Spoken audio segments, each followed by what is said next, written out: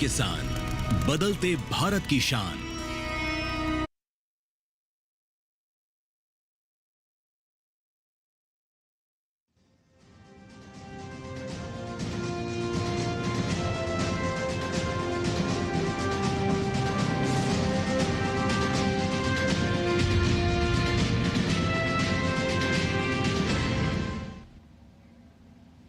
नमस्कार, किसान समाचार में आप सभी का स्वागत है। सबसे पहले मुख्य समाचार। आंध्र प्रदेश के मुख्यमंत्री चंद्रबाबू नायडू ने किसानों की आमदनी बढ़ाने के लिए उठाया कदम। किसानों की मदद के लिए किसान उत्पादक संगठनों को सब्सिडी पर ड्रोन दे रही है राज्य सरकार। हरी मूंग की खेती से अच्छा मुनाफा कमा सकते हैं किसान। दलहनी फसलों की प्रमुख फसलों में से एक है हरी मूंग। घर बैठे ऑनलाइन मंगा सकते हैं हरी मूंग के बीज। मौसम विभाग ने उत्तर पश्चिम भारत में तेज वर्षा होने का लगाया पूर्वानुमान। अगले 7 दिनों के दौरान मध्य पूर्व और पूर्वोत्तर भारत के कई हिस्सों में भारी से बहुत भारी वर्षा जारी रहने की संभावना।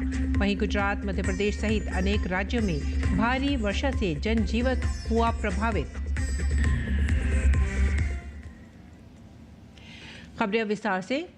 किसी भी फसल को लगाने में किसानों को बहुत सी आर्थिक समस्याओं का सामना करना पड़ता है और किसानों की समस्या को दूर करने के लिए सरकार कई तरह से किसानों की मदद करती है। इसी कड़ी में किसानों की सहूलियत के लिए सरकार की तरफ से किसानों को फसलों के बीज बाजार से कम कीमत पर उपलब्ध कराए जाते हैं। दलहनी फसलों की प्रमुख फसलों में से एक है हरी मूंग, जिसकी खेती से किसान अच्छा मुनाफा कमा सकते हैं।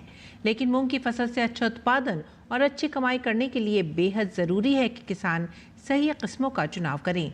हरी मूंग PDM 139 के 4 किलोग्राम बीज का पैकेट बाजार में 1025 रुपये पर मिल रहा है, जबकि राष्ट्रीय बीज निगम यही पैकेट मात्र 683 रुपये में उपलब्ध करा रहा है। किसान अगर चाहें तो इसके बीजों को घर बैठे ऑनलाइन ऑर्डर कर सकते हैं। कृषि विभाग द्वारा किसानों को रिज फरो विधि से मक्का की बुआई करने की सलाह दी गई है। कृषि विभाग के अधिकारियों के मुताबिक इस विधि से मक्का की बुआई से जहां पानी की बचत होती है तो वहीं पैदावार भी अच्छी होती है। खरीफ सीजन में धान, सोयाबीन के साथ ही मक्का की खेती प्रमुखता से की जाती है। ऐसे में किसान कम लागत में अधिक पैदावार प्राप्त कर अपनी आमदनी बढ़ा सके, इसके लिए कृषि विभाग द्वारा विशेष सलाह जारी की जा रही है। इस कड़ी में मक्का की फसल लेने वाले किसानों को कृषि विभाग जबलपुर द्वारा रिज फरो विधि से बुआई करने की सलाह दी गई है। इस विधि में 1 एकड़ में 6 किलो बीज लगता है तथा पानी की बचत होती है, साथ ही अधिक उपज प्राप्त होती है। रिज फरो विधि में खेत में मेड़ और नालियां बनाई जाती हैं। मक्के के बीज मेड़ पर बोए जाते हैं और नालियों से पानी की निकासी होती है। इससे जड़ों को पर्याप्त नमी मिलती है तथा खेत में पानी का भराव भी नहीं होता। मेड़ पर बुआई करने से पौधों की जड़ें अच्छी तरह से विकसित होती हैं, जिससे वह मजबूत होते हैं और हवा में गिरने से बचते हैं। खरीफ फसलों की बुआई का काम शुरू होने के साथ ही यूरिया, DAP सहित अन्य खादों की मांग में इजाफा हुआ है, जिसके बाद सरकार द्वारा सभी जिलों में खाद की आपूर्ति की जा रही है। किसानों को खाद उर्वरकों के बढ़ते दामों को देखते हुए कृषि विभाग द्वारा किसानों से संतुलित उर्वरकों के प्रयोग करने की अपील की गई है। इसके अलावा किसानों को DAP के स्थान पर अन्य वैकल्पिक उर्वरकों का प्रयोग करने की सलाह भी दी गई है। कृषि विभाग द्वारा ये सलाह दी जा रही है। कृषि विभाग सीहोर मध्य प्रदेश के उप संचालक के पांडे ने बताया कि वर्तमान में यूरिया और DAP का प्रचलन बहुत बढ़ गया है, जो केवल नाइट्रोजन एवं फास्फोरस के अलावा अन्य पोषक तत्वों को प्रदान नहीं करते हैं। इन उर्वरकों के लगातार प्रयोग से मिट्टी में पोटाश एवं सूक्ष्म पोषक तत्व की कमी हो जाती है। उन्होंने बताया कि पोटाश का फसल के स्वास्थ्य एवं गुणवत्ता के सीधा संबंध होता है। इसके उपयोग के फलस्वरूप पौधा सुदृढ़ होकर रोग बीमारियों से कम प्रभावित होता है तथा दानों की चमक में भी वृद्धि होती है, जिस कारण अच्छा बाजार भाव प्राप्त होता है। उप संचालक के मुताबिक मध्य प्रदेश में सभी रासायनिक उर्वरकों की दरें निर्धारित कर दी गई हैं। किसान ये सभी उर्वरक सहकारी समितियों, निजी विक्रेताओं एवं MP एग्रो के विक्रय केंद्रों से खरीद सकते हैं। किसानों को निम्न दामों पर सभी उर्वरक उपलब्ध कराए जाएंगे। और बिहार के खगड़िया जिले में निर्मित अत्याधुनिक साइलो गोदाम का केंद्रीय उपभोक्ता मामला, खाद्य और सार्वजनिक वितरण तथा नवीन और नवीकरणीय ऊर्जा मंत्री प्रहलाद जोशी ने उद्घाटन किया। इस अवसर पर जनसभा को संबोधित करते हुए प्रहलाद जोशी ने कहा कि इस साइलो गोदाम का कुल क्षमता 50,000 मीट्रिक टन है। साथ ही इस तरह के साइलो गोदाम के निर्माण से कम जगह में अनाज भंडारण बेहतरीन तरीके से संभव हो पाता है। इसके अतिरिक्त अनाज की सुरक्षा भी अत्याधुनिक यंत्रों के उपयोग से कई गुना बढ़ जाती है। इस तरह के गोदाम प्रधानमंत्री के आकांक्षा के अनुरूप हैं। उन्होंने संबंधित अधिकारियों को समयबद्ध तरीके से गोदाम के सफल निर्माण के लिए बधाई दी। इस अवसर पर केंद्रीय मंत्री प्रहलाद जोशी ने इस बात का उल्लेख भी किया कि इस तरह के साइलो गोदाम के निर्माण की अवधारणा प्रधानमंत्री नरेंद्र मोदी के द्वारा 2014 में रखी गई। उन्होंने वर्ल्ड बैंक की एक रिपोर्ट का जिक्र करते हुए कहा कि प्रधानमंत्री नरेंद्र मोदी की 11 वर्ष के कार्यकाल में एक्सट्रीम पॉवर्टी रेट 27% से घटकर लगभग 5% ही रह गया है। लगभग 26 करोड़ लोगों का गरीबी रेखा से बाहर निकलना प्रधानमंत्री नरेंद्र मोदी के कल्याणकारी नीतियों का ही परिणाम है। कल्याणकारी नीतियों की कड़ी में उन्होंने न्यूनतम समर्थन मूल्य का भी उल्लेख किया। कहा कि आज 48 घंटे के अंदर किसान के खाते में पैसा पहुंच रहा है। 3,80,000 करोड़ रुपए सीधे प्रधानमंत्री किसान सम्मान योजना के लाभार्थियों के खाते में पारदर्शी तरीके से पहुंचा दिए गए हैं। उत्तर प्रदेश में हर बार की तरह इस बार भी पौधारोपण का रिकॉर्ड बनाने की तैयारी है। वन महोत्सव के तहत ये अभियान 1 जुलाई से शुरू होगा। लक्ष्य 35 करोड़ पौधारोपण का है। पौधारोपण का मकसद प्रदेश में हरियाली बढ़ाना, पर्यावरण को स्वच्छ व सुंदर बनाना, जलवायु परिवर्तन की चुनौतियों को कम करना और हर प्रकार के पौधे फलदार, छायादार, औषधीय और इमारती लगाकर अधिकतम जैव विविधता को सुनिश्चित करना है। उल्लेखनीय बात यह है कि वर्ष 2024 के पौधारोपण अभियान के दौरान सहजन के करीब 55 लाख पौधे लगाए गए थे। मुख्यमंत्री पहले ही प्रधानमंत्री आवास योजना के लाभार्थियों और आंगनवाड़ी केंद्रों में सहजन के पौधे वितरित करने का निर्देश दे चुके हैं। यही नहीं, विकास के मानकों पर पिछड़े आकांक्षात्मक जिलों में हर परिवार को सहजन के कुछ पौधे लगाने को भी प्रेरित किया जाएगा। सहजन के औषधीय और पोषण संबंधित खूबियों के मद्देनज़र वाराणसी के स्वास्थ्य विभाग ने अनुकरणीय पहल की है। इस क्रम में हर सामुदायिक, प्राथमिक और हेल्थ सब सेंटर्स पर सहजन के 2-2 पौधे लगाए जाएंगे। पिछले दिनों से इसकी शुरुआत भी हो चुकी है। विशेषज्ञों की माने तो सहजन सिर्फ एक पौधा ही नहीं है, बल्कि खुद में पोषण का पावर हाउस है।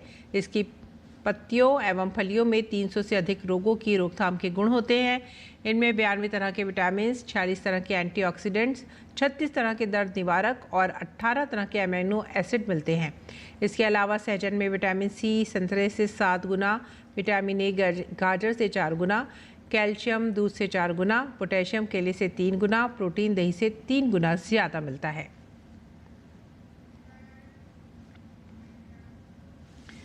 आंध्र प्रदेश सरकार ने खेती को तकनीक से जोड़ने के अपने बड़े मिशन की शुरुआत कर दी है।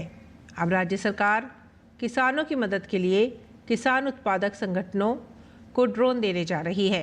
ये कदम देश भर में अपनी तरह का एक अनोखा कदम है, जिसमें राज्य सरकार खुद इस तकनीक को किसानों तक पहुंचाने का बीड़ा उठा रही है।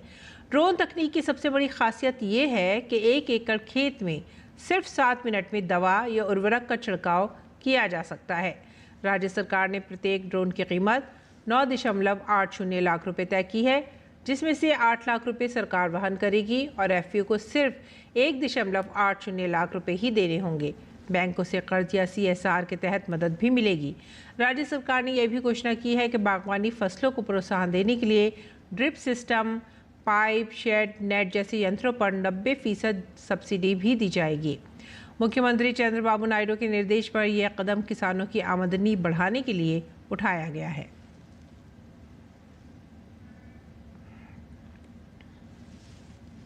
आज कई ऐसी महिलाएं हैं जो खेतों के साथ ही अब आसमान की ऊंचाइयों पर भी काम कर रही हैं। प्रधानमंत्री नरेंद्र मोदी ने ड्रोन दीदी को स्काई वॉरियर्स बताते हुए तेलंगाना के संगारेड्डी जिले में स्थित एक गांव की उन महिलाओं को याद किया जो ड्रोन उड़ाकर कृषि क्षेत्र में नई क्रांति ला रही हैं। पेश है यह खास रिपोर्ट।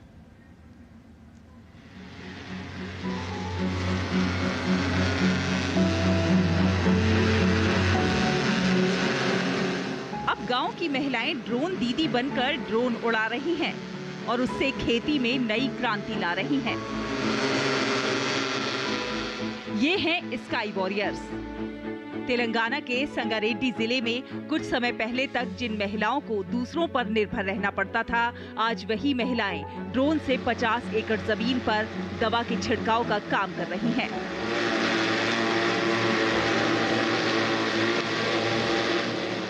सुबह 3 घंटे, शाम 2 घंटे और लो काम निपट गया। धूप की तपन नहीं, जहर जैसे केमिकल का खतरा भी नहीं। गांव वालों ने भी इस परिवर्तन को दिल से स्वीकार किया है। अब ये महिलाएं ड्रोन ऑपरेटर नहीं बल्कि स्काई वॉरियर्स के नाम से जानी जाती हैं। ये महिलाएं हमें बता रही हैं कि बदलाव जब आता है तब तकनीक और संकल्प एक साथ चलते हैं।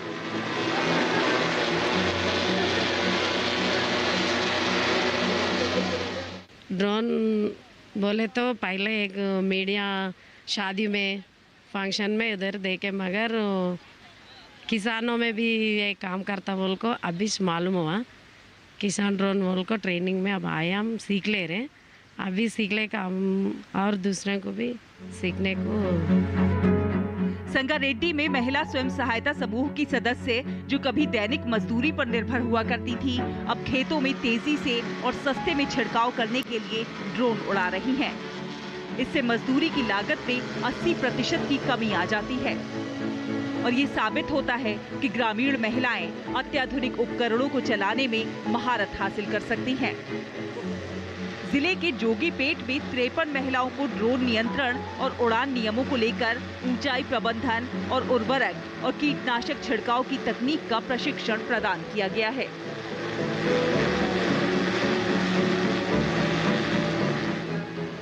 ये परिवर्तन प्रौद्योगिकी और नवाचार के माध्यम से नारी शक्ति के सशक्तिकरण का एक शानदार उदाहरण है। ये पहल महिलाओं के नेतृत्व वाले विकास को बढ़ावा देने और कृषि जैसे पारंपरिक क्षेत्रों में प्रौद्योगिकी को शामिल करने के सरकार के व्यापक लक्ष्यों का हिस्सा भी है। तेलंगाना से ब्यूरो रिपोर्ट, डीडी न्यूज। प्रधानमंत्री नरेंद्र मोदी द्वारा गरीबों, किसानों, युवाओं और महिलाओं को मजबूती देने के साथ ही प्रकृति, पर्यावरण, जल संरक्षण की दिशा में देश भर में चलाए जा रहे अभियान को मध्य प्रदेश सरकार मिशन के रूप में चला रही है। मुख्यमंत्री डॉक्टर मोहन यादव के नेतृत्व में प्रदेश में जल क्रांति हो रही है। इस क्रांति के अंतर्गत जल संरक्षण एवं संवर्धन के लिए जल गंगा संवर्धन अभियान चलाया जा रहा है। अभियान के तहत प्रदेश में निर्धारित लक्ष्य से ज़्यादा खेत, तालाब, Amrit Sarovar, duck well recharge बनाए जा रहे हैं। इन कार्यों से प्रदेश में सिंचाई का रकबा बढ़ेगा, साथ ही भूजल स्तर में भी सुधार होगा और ग्रामीण आजीविका को भी बढ़ावा मिलेगा। बारिश के पानी को संचय करने, नई जल संरचनाओं के निर्माण के लिए स्थल चयन में भी आसानी के लिए मनरेगा परिषद द्वारा सिप्री सॉफ्टवेयर बनाया गया है। इस सॉफ्टवेयर का मुख्य उद्देश्य जल संरक्षण के लिए उपयुक्त स्थलों की सटीक पहचान कर गुणवत्तापूर्ण संरचनाओं का निर्माण सुनिश्चित करना है। प्रदेश में बारिश के पानी का संचयन करने और पुराने जल स्रोतों को नया जीवन देने के लिए 30 मार्च से जल गंगा संवर्धन अभियान की शुरुआत हुई थी। इसका समापन 30 जून को खंडवा में होगा।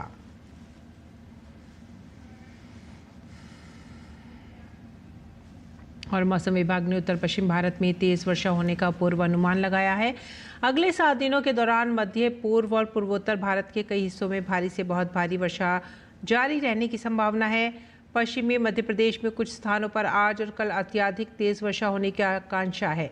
मौसम विभाग ने कहा है कि अगले 2 दिनों के दौरान पंजाब, हरियाणा, चंडीगढ़, पश्चिम उत्तर प्रदेश, हिमाचल प्रदेश और जम्मू में दक्षिण पश्चिम मानसून के आगे बढ़ने का अनुमान है। दिल्ली समेत पूरे एनसीआर में आने वाले दिनों में अधिकतम और न्यूनतम तापमान में गिरावट दर्ज की जाएगी। मौसम विभाग ने आज और कल के लिए बारिश का येलो अलर्ट जारी किया है। तापमान थोड़ा कम होकर अधिकतम 34 और न्यूनतम 27 डिग्री रहेगा। पूरे दिन सुबह से लेकर रात तक हल्की से मध्यम बारिश और गरज चमक के साथ तेज हवा चलने की संभावना है। दिन भर बादल छाए रहेंगे, जिससे गर्मी में राहत मिलेगी।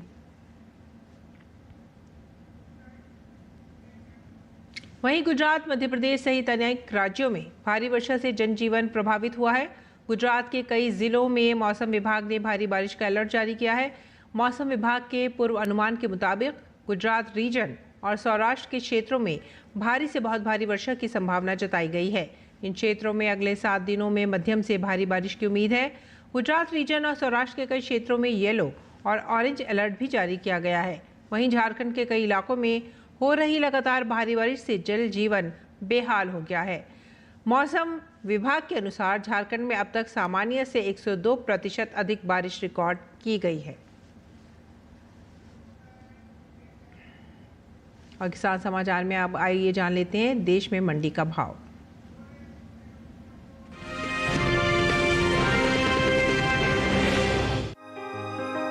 इन दिनों ज्यादातर कृषि उपज मंडियों में चने की आवक सामान्य देखने को मिल रही है। भाव पर नजर डालें तो दाहोद, हरदा, पुणे और फैजाबाद मंडी में इस दौरान चने के सौदों में मजबूती रही, जबकि कोटा मंडी में चने के भाव स्थिर रहे। एगमार्कनेट के मुताबिक गुजरात की दाहोद मंडी में चने का कारोबार तेजी के साथ हुआ। यहाँ 21 जून को चने का भाव 5,415 रुपए था, जो 23 जून को 25 रुपए बढ़कर 5,440 रुपए हो गया। इसी तरह मध्य प्रदेश की हरदा मंडी में भी चमक देखी गई। यहाँ 21 जून को चने का भाव 5,600 रुपए था, जो 23 जून को 340 रुपए बढ़कर 5,940 रुपए हो गया। इसी तरह महाराष्ट्र की पुणे मंडी में भी चने के भाव में बढ़त का सिलसिला जारी रहा। यहाँ 23 जून को इसका भाव 100 रुपए चढ़कर 8,150 रुपए से 8,250 रुपए हो गया, जबकि राजस्थान की कोटा मंडी में इस दौरान चने के भाव में स्थिरता रही। यहाँ दोनों दिन यानी 21 और 23 जून को चना 5,200 रुपए पर बिका, जबकि उत्तर प्रदेश की फैजाबाद मंडी में चने का कारोबार मजबूती के साथ हुआ। यहाँ 21 जून को चने का भाव था 6,500 रुपए, 23 जून को इसके सौदे 100 रुपए उछलकर 6,600 रुपए पर हुए।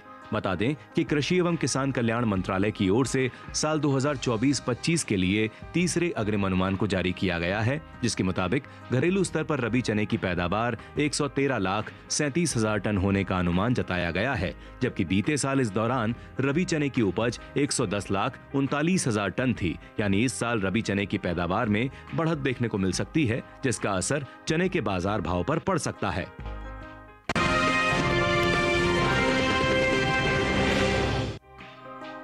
मंडियों में इन दिनों गुड़ की आवक सामान्य है। सोमवार को उत्तर प्रदेश की ज्यादातर मंडियों में गुड़ बिकवाली के लिए पहुंचा। हाजिर भाव को देखें तो 23 जून को ज्यादातर मंडियों में गुड़ के सौदे उठापटक के साथ हुए।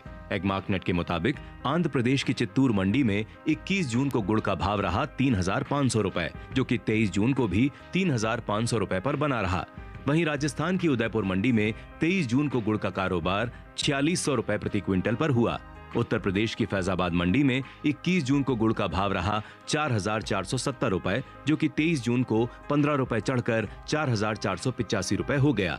वहीं राज्य की सीतापुर मंडी में 21 जून को गुड़ का भाव रहा 3,990 रुपए, जो कि 23 जून को 10 रुपए गिरकर 3,980 रुपए पर आ गया। वहीं गुड़ के निर्यात पर नजर डालें तो प्रमुख उत्पादक के तौर पर भारत को दुनिया भर में गुड़ का एक प्रमुख व्यापारी और निर्यातक माना जाता है। एपीडा के अनुसार साल 2024 के दौरान भारत ने करीब 430 मिलियन अमेरिकी डॉलर की कीमत के लगभग 5,16,746 मीट्रिक टन गुड़ और कन्फेक्शनरी उत्पाद का निर्यात किया है। भारत ने साल 2024 के दौरान इंडोनेशिया, संयुक्त अरब अमीरात, यूएसए, कीनिया और नेपाल को प्रमुख रूप से गुड़ और कन्फेक्शनरी उत्पाद का निर्यात किया है।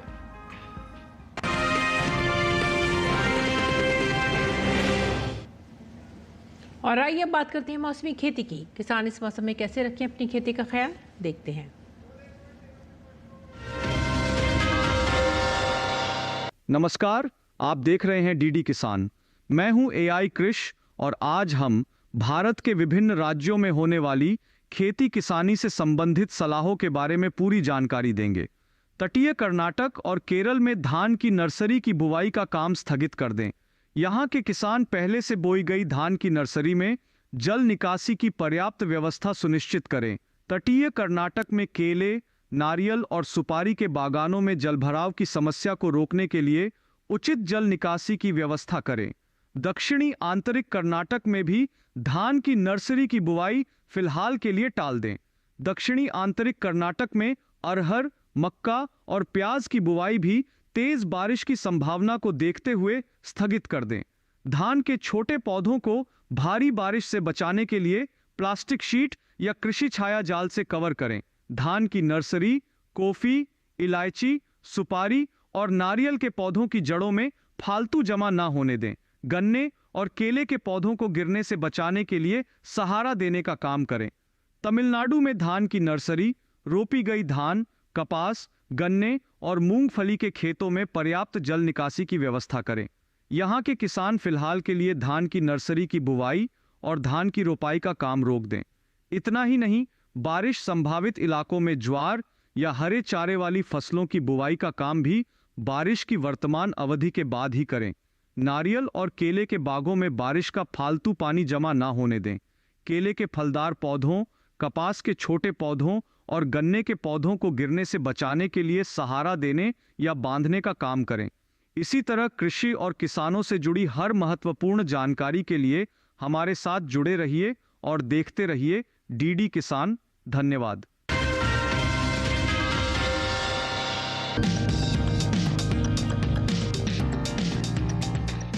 ये समय करेले की बुआई के लिए काफी बेहतर है। करेले की बुआई के लिए 1 हेक्टेयर के लिए 5 से 6 किलो बीज पर्याप्त है। बुआई करते समय ध्यान रखें कि पंक्ति से पंक्ति की दूरी 120 सेंटीमीटर और पौध से पौध की दूरी 60 सेंटीमीटर रखें। किसान करेले की कई किस्मों की बुआई कर सकते हैं, जैसे पूसा विशेष करेले की इस किस्म की बुआई उत्तरी भारत के मैदानी क्षेत्रों, खासकर हरियाणा और दिल्ली में की जा सकती है। इस किस्म की 1 हेक्टेयर में 150 क्विंटल तक पैदावार ले सकते हैं। इसका फल मोटा, मध्यम लंबाई वाला और चमकदार व हरा होता है। इसके अलावा पूसा औषधि सिलेक्शन एक किस्म भी लगाई जा सकती है। ये किस्म राजस्थान, गुजरात, हरियाणा और दिल्ली में लगाने के लिए उपयुक्त है। 1 हेक्टेयर में 198 क्विंटल पैदावार ली जा सकती है। इसका फल हल्के हरे रंग का और मध्यम लंबाई वाला होता है। किसान करेले की पूसा हाइब्रिड 1 की बुआई भी कर सकते हैं। उत्तरी भारत के मैदानी इलाकों में इसकी बुआई की जा सकती है। 1 हेक्टेयर में 200 क्विंटल तक की पैदावार ली जा सकती है। इसका फल मध्यम लंबाई और मध्यम मोटाई वाला होता है। इनके अलावा किसान पूसा हाइब्रिड 2 की भी बुआई कर सकते हैं। 1 हेक्टेयर में 180 क्विंटल तक फसल ली जा सकती है। इसका फल गहरा हरा, मध्यम लंबाई और मध्यम मोटाई वाला होता है। अगर सिंचाई की बात करें तो करेले की फसल में गर्मी के मौसम में 5 से 6 दिनों के अंतराल पर सिंचाई करें। फसल में खरपतवार नियंत्रण के लिए समय समय पर निराई गुड़ाई करें। करेले की फसल में फल मक्खी के हमले की आशंका बनी रहती है। ऐसे में उचित दवा का छिड़काव विशेषज्ञों की सलाह से कीट प्रभावित जगह पर ही करें।